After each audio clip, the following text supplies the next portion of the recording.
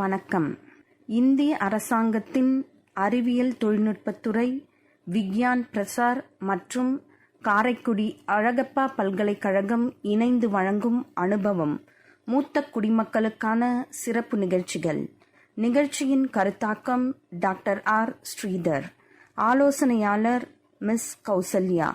நிகழ்ச்சி ஒருங்கிணைப்பாளர் டாக்டர் பாரதி. நேயர்களே, டாக்டர் சசிரேகா அவர்களின் 3ஆம் பகுதி நிகழ்ச்சி தொடர்கிறது. கேட்டு பயன்பெறுங்கள். 55 வயதுக்கு மேலப்பட்ட மகளிருக்கு இல்ல அவங்களோட ஹெல்த் ரிலேட்டடான விஷயங்கள் வேற எது சொல்லலாம், அப்படி காமனா ஷேர் பண்ணிக்கலாம். ஓகே. சோ கண்டிப்பா வந்து நம்ம என்னைக்கு பிறந்தோமோ அன்னைக்கே வந்து நம்மளுடைய டெத்தும் இட்ஸ் ஃபைனலைஸ் தான். அதை வந்து நம்ம கண்டிப்பா அவாய்ட் பண்ண முடியாது. அதே மாதிரி ஏஜிங்ன்றது வந்து இட்ஸ் நார்மல் ப்ராசஸ். கண்டிப்பா இல்ல நான் என்னைக்குமே என்றும் மார்க்கண்டேனா இருப்பு அப்படின்றது முடியாது. மனசளவுல இருக்கலாமே தவிர உடம்புல வந்து நார்மல் பிசியலாஜிக்கல் சேஞ்சஸ் வந்து கண்டிப்பா நடக்கதான் செய்யும் அது. சோ இதை வந்து நம்ம அவாய்ட் பண்ண முடியாது. பட் இதை வந்து நம்ம வந்து இதனால வரக்கூடிய பிரச்சனைகளை ப்ராப்ளம்ஸை வந்து நம்ம ஓரளவுக்கு டேக்கிள் பண்ண முடியும். அதுதான் அது கிரேஸ்ஃபுல்லா ஏஜிங் அப்ரோச் ஆகணும். அதுதான் வந்து பெட்டர். சோ அதுக்கு வந்து கண்டிப்பா நம்ம வந்து ஜென்ரல் செக்அப் போறதுன்றது ஒரு பக்கம். அது இன்னொரு முக்கியமான விஷயம் சொல்ல மறந்துட்டேன், பிரஸ்ட் கேன்சர். ஏன்னா லேடிஸை பொறுத்த வரைக்கும் கிட்டத்தட்ட இந்த கர்ப்பப்பை வாய் கேன்சர் எல்லாம் தாண்டி பிரஸ்ட் கேன்சரும் ஒரு முக்கியமான ஒரு பங்கு வகிக்குது. பிரஸ்ட் கேன்சருடைய டெத் அதுலயும் வந்து நிறைய பேர் ஏர்லியா வர்றது கிடையாது, லேட்டா ப்ராப்ளம் ஆகிதான் வர்றாங்க. ஸோ எவ்வளவு ட்ரீட்மெண்ட் கொடுத்தாலும் ஃபைனலா வந்து it can lead to death. அந்த மாதிரி தான்.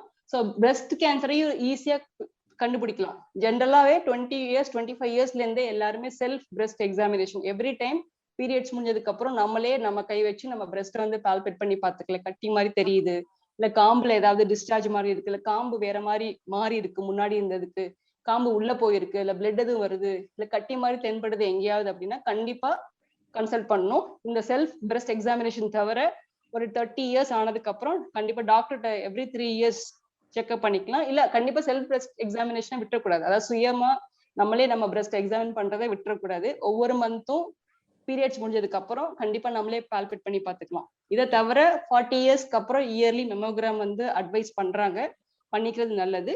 அதாவது ஃபேமிலியில ரிஸ்க் ஃபேக்டர் இருந்துச்சுன்னா இன்னும் கண்டிப்பா டெஃபினட்டா பண்ணணும். அட்லீஸ்ட் கன்சல்ட் பண்ணிட்டு அதை கண்டினியூ பண்ணணும். இது ஏன்னா மெமோகிராம் பண்ணா ஈஸியா கண்டுபிடிக்க முடியும் அது பிரஸ்ட்ல ஏதாவது ப்ராப்ளம் இருக்கான்னு. பிரஸ்ட் கேன்சரை பத்தி ஒரு இம்பார்ட்டன்ட் விஷயம் என்னன்னா, அது ஏர்லியா கண்டுபிடிச்சா அதுக்கும் ட்ரீட்மெண்ட் இருக்கு. ஓரளவுக்கு வந்து கம்ப்ளீட்டா கியூர் பண்ண முடியும். முன்னாடி மாதிரி கிடையாது பிரஸ்ட் கேன்சர்ங்கிறது. ஏர்லியா கண்டுபிடிக்கிறத பொறுத்து தான் அதனுடைய அவுட்கம். ஸோ அதனால மெமோகிராம் வந்து கண்டிப்பா அதை ரெக்கமெண்ட் பண்றாங்க. 40 இயர்ஸ்க்கு அப்புறம் அது வந்து இம்பார்ட்டன்ட். ஸோ 45 இயர்ஸ் ஆயிடுச்சு அப்படின்னாலே பீரியாடிக்கலா அட்லீஸ்ட் மினிமம் இயர்லி விசிட் வந்து வச்சுக்கணும். டாக்டர்கிட்ட கன்சல்ட் பண்ணணும். பெட்டர் வந்து கைனகாலஜிஸ்ட் அவங்களே வந்து ஜென்ரலா மற்ற செக்கப்பும் பண்ணுவாங்க. இது ஒண்ணு. செகண்ட் இம்பார்ட்டன்ட் திங் வந்து டயட்டும் லைஃப் ஸ்டைல் மாடிஃபிகேஷனும். இது வந்து லைஃப் ஸ்டைல் பிசிக்கல் ஆக்டிவிட்டி வந்து இம்பார்ட்டன்ட் எல்லாருக்குமே. அது தவிர டயட்டும் வந்து இப்ப எல்லாருமே நிறைய பேர் டயட் கான்சியஸா இருப்பாங்க, எஸ்பெஷலி கோவிடுக்கு அப்புறம். ஸோ அதுல வந்து தேவையில்லாம ஃபேட் அதிகமா கன்சியூம் பண்றது, அந்த சுகரி ஐட்டம்ஸை விட்டுட்டு ஃபைபர்ஸ், ஃப்ரூட்ஸ், வெஜிடபிள்ஸ் இதுல நிறைய வந்து ஆன்டி ஆக்சிடென்ட்ஸ், ஃபைபரும் இருக்கும். ஸோ அது வந்து ஹெல்ப்ஃபுல்லா இருக்கும். ஸோ அதை வந்து ரொட்டீனா டயட்ல எடுத்துக்கணும். இது தவிர அவங்களுக்கு வேற ஏதாவது மெடிக்கல் ப்ராப்ளம் இருந்துச்சுன்னா அது கண்டிப்பா ஆப்டிமைஸ் கண்ட்ரோல் பண்ணி வச்சுக்கணும். அது வந்து ரொம்ப ரொம்ப இம்பார்ட்டன்ட், காம்ப்ளிகேஷன் வராம இருக்கிறதுக்கு. எனக்கு இவ்வளவு 10 வருஷமா சுகர் இருக்குதான், இவ்வளவு நாளும் பார்த்துட்டேன், இனிமே என்ன பண்ண போகுது அப்படின்னு நிறைய பேர் கேட்பாங்க. அப்போ வந்து ஏஜ் இருந்துச்சு, நமக்கு ப்ரொடெக்ட் பண்றதுக்கு ஈஸ்ட்ரோஜன் இருந்துச்சு. இப்போ 45 இயர்ஸ் ஆனதுக்கு அப்புறம் ப்ரொடெக்ட் பண்றதுக்கு ஈஸ்ட்ரோஜன் கிடையாது. இதுக்கு மேல நம்ம உடம்புலயே ஆசச் ப்ராப்ளம் வர்றதுக்கு வாய்ப்பு அதிகமா இருக்கு. ஸோ ஏற்கனவே சுகர் இருந்தா கூட அதை இன்னும் வந்து ரொம்ப சீரியஸா நம்ம வந்து கண்ட்ரோல் பண்ணி வச்சுக்கணும். அதே மாதிரிதான் பிளட் ப்ரெஷரும். அதுக்கப்புறம் சில பேருக்கு வந்து கண் செக்கப்பும் ரொம்ப இம்பார்ட்டன்ட். சில பேருக்கு சைலண்டா வந்து கண்ணுல வந்து ரத்த அழுத்தம் கூட அதிகமாயிரும். அது வந்து யாருக்குமே தெரியாது. பிளைண்ட்னஸ், கண்ணு தெரியாம போறப்பதான் வந்து நிறைய பேர் தெரியும். ஸோ 50 இயர்ஸ் ஆனதுக்கு அப்புறம் அவங்க ஆப்தல்மாலஜிஸ்ட் கூட செக்கப் போறது நல்லது. இந்த கைனகாலஜி செக்அப் போகும்போதே அவங்களே வந்து எல்லாமே மோஸ்ட்லி பண்ணுவாங்க. இந்த கர்ப்பப்பை வாய் செக் பண்றதோ, இல்ல அது பேப் டெஸ்ட் எடுக்கிறதோ, இல்ல பேசிக்கா blood sugar, blood pressure check பண்றதோ, அதெல்லாம் மோஸ்ட்லி அவங்களே பண்ணுவாங்க. ஹீமோகுளோபின் வரைக்கும் எல்லாமே பண்ணுவாங்க. இது தவிர உங்களுக்கு வேற ஏதாவது ஃபேமிலியில இஷ்யூஸ் இருக்கு அப்படின்னா அது தகுந்த மாதிரி அவங்க ஃபர்தரா ரெஃபரல் பண்ணுவாங்க. ஆனா கண்டிப்பா இயர்லி ஒன்ஸ் செக்கப் வந்து நல்லது அவங்கள லாங் டேர்மா. நன்றி மேம். இப்போ நீங்க வந்து மத்த அதாவது கர்ப்பப்பை வாயில கட்டி அதாவது கேன்சர் பத்தி நம்ம பேசணும். இது இல்லாம ஜெனரலா மகளிருக்கு வந்து இந்த நீர் கட்டி, பாலிப் அந்த மாதிரியான விஷயங்களும் நிறைய வருது இல்லையா மேம்? இது வந்து ஏஜ் ஆகும்போது கூடுமா? இல்ல ஏஜ் ஆக ஆக இது இந்த மாதிரி இஷ்யூஸ் வந்து குறையுமா மேம்? இந்த இந்த பாலிசிஸ்டிக் ஓவரி அப்படின்றது வந்து ஜென்ரலா யங் ஏஜ்ல வர்றதுதான். யங் ஏஜ்னா ஒரு அடலசன்ட் ஏஜ் குரூப்ல வர்ற ப்ராப்ளம் தான். மோஸ்ட்லி ஒன்ஸ் ஃபேமிலி எல்லாம் வந்துருச்சு, குழந்தை எல்லாம் பிறந்துச்சுன்னா இந்த ப்ராப்ளம் அவ்வளவா நீடிக்கிறது இல்ல. பட் ஏற்கனவே பிசிஓஎஸ் இருந்துச்சு அப்படின்னா அவங்களுக்கு பின்னாடி இந்த எண்டோமெட்ரியல் யூட்ரஸ் லைனிங்ல ப்ராப்ளம் வர்றதுக்கு வாய்ப்பு இருக்கு. பிசிஓஎஸ் கம்மியாயிரும், பட் ஆனா அதனுடைய கான்சிக்வன்ஸ் வந்து வர்றதுக்கு வாய்ப்பு இருக்கு. ஸோ அது வந்து அவங்க ஞாபகம் வச்சுக்கணும். சின்ன வயசுல பிசிஓஎஸ் இருந்துச்சு, ட்ரீட்மெண்ட் எடுத்திருக்கோம், இப்ப எனக்கு கொஞ்சம் வெயிட் அதிகமா இருக்கு, பருமனா இருக்கு, முகத்துல நிறைய முடி இருக்கு, அதனால சுகர் வர மாதிரி இருக்கு, இல்ல அந்த மாதிரி தொந்தரவு இருந்துச்சுன்னா அவங்க வந்து கண்டிப்பா அதை ஞாபகம் வச்சுக்கணும். கர்ப்பப்பை லைனிங்ல பின்னாடி ப்ராப்ளம் வரலாங்கிறது. அதே மாதிரி சாதாரண கர்ப்பப்பையில கட்டி இருக்கும், சாதாரண ஃபைப்ராய்டுன்னு சொல்லுவோம். இது வந்து சாதாரண கட்டி, கேன்சர் கட்டி கிடையாது. ஜென்ரலா இது வந்து ஒன்ஸ் மெனபாஸ் ஆனதுக்கு அப்புறம் வந்து அது வந்து growth இருக்காது. யூஸ்வலா வந்து அப்படியே சைஸ் வந்து ரிக்ரெஸ் ஆயிடும், இல்ல அது டிசப்பியர் ஆகலாம், இல்ல சைஸ் வந்து அதே மாதிரி இருக்கலாம். ரொம்ப ரொம்ப ரொம்ப ரேர் தான் அது வந்து பெருசாகிறது. ஸோ ஜென்ரலா நம்ம வந்து கட்டி வந்து தொந்தரவு இல்லை. ஈவன் வந்து ஒரு பெரிய என்ன சொல்ற ஒரு பெரிய அளவு கட்டி இருக்கு, இல்ல அதை விட பெருசாவே கட்டி இருக்கு, வேற தொந்தரவு எதுவுமே இல்லை அப்படின்னா நம்ம கட்டிக்காக ஆப்ரேஷன் பண்றது இல்லை. இப்போ தொந்தரவு இருந்தா தான் பண்றோம். ஏன்னா இது வந்து சாதாரண கட்டி தான். ஒன்ஸ் மெனோபாஸ் ஆனதுக்கு அப்புறம் இது வந்து growth இருக்காது.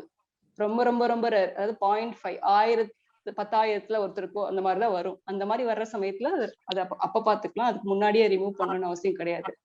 அது தவிர சாதாரண கட்டிகள், கர்ப்பப்பை முட்டைப்பையில ஏதாவது சாதாரண கட்டி இருக்கு அப்படின்னா சில பேருக்கு யூஸ்வலா வந்து 45 இயர்ஸ் 50 இயர்ஸ் ஆனதுக்கு அப்புறம் முட்டைப்பையில கட்டினாவே நம்ம கேன்சரா அப்படின்னு தான் நம்ம பார்ப்போம். அதாவது டாக்டரோட பெர்ஸ்பெக்டிவ்ல இது வந்து கேன்சர் கட்டியா இல்லையா அப்படிதான் நம்ம ரூல் அவுட் பண்ணுவே தவிர சாதாரண கட்டி இருக்கிறதுக்கான வாய்ப்பு ரொம்ப கம்மி. ஏன்னா ஓவரி வந்து ஆக்டிவா இருக்கும்போது தான் சாதாரண கட்டிகள் இருக்கிறதுக்கான வாய்ப்பு அதிகம். சோ அதனால 40-50 இயர்ஸ்க்கு அப்புறம் சாதாரணமா கட்டி கேன்சர் கட்டி மாதிரி தெரியலான கட்டி இருக்குன்னா ஜென்ரலா அதை ரிமூவ் பண்ணிடுவோம். அது வந்து பெருசா இருக்கும், சின்னதா இருக்கும். ரொம்ப சின்னதா இருந்தா மேபி அதை வந்து ஃபாலோ அப் பண்ணுவாங்க. பட் இல்லைன்னா அதுக்கு சில டெஸ்ட் எல்லாம் இருக்கு, அது என்ன மாதிரி கட்டியா இருக்கிறதுக்கு வாய்ப்பு இருக்குன்னு. பட் ஜென்ரலா வந்து அதை ரிமூவ் பண்ணி ஏன்னா அதை டெஸ்ட் பண்ணாதான் அது வந்து உண்மையா என்ன கட்டின்றது தெரியும். ஸோ அதனால கர்ப்பப்பையில் முட்டைப்பையில கட்டி இருந்துச்சுன்னா அதை வந்து வெயிட் பண்ண மாட்டோம். ஒரு ரொம்ப ரொம்ப எக்ஸப்ஷனல் சுச்சுவேஷன்ஸ் தான் வெயிட் பண்ணும். ஜென்ரலா அதை ரிமூவ் பண்ணிடுவாங்க.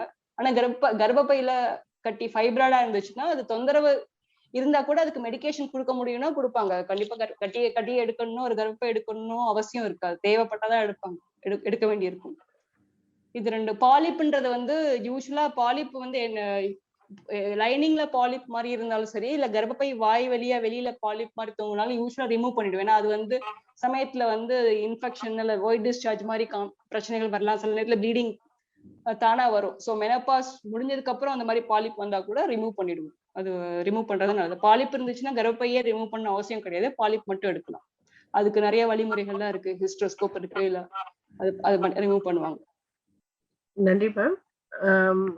ஜெனரலா மகளிருக்கான என்னென்னலாம் பிரச்சனைகள் வரும், கர்ப்பப்பை சம்பந்தமான பிரச்சனைகள், அதுக்கப்புறம் மார்பக புற்றுநோய் பற்றிய அறிகுறிகள் எல்லாத்தையுமே எங்களுக்கு ரொம்ப தெளிவா சொன்னீங்க. அதை தாண்டி எப்படி அவங்க போன் டென்சிட்டி மெயின்டைன் பண்றது எல்லா விஷயங்களுமே எங்களுக்காக எடுத்து சொன்னீங்க. உண்மையிலேயே ரொம்ப பயனுள்ளதா இருந்தது. உங்க நேரத்தை எங்களுக்காக ஒதுக்கிட்டு இவ்வளவு தூரம் ஸ்பெண்ட் பண்ணதுக்கு ரொம்ப நன்றி மேம். நம்ம நேயர்களுக்கு நீங்க வேற ஏதாவது சொல்லணும்னு விரும்புனீங்கன்னா சொல்லலாம் மேம். ஓகே.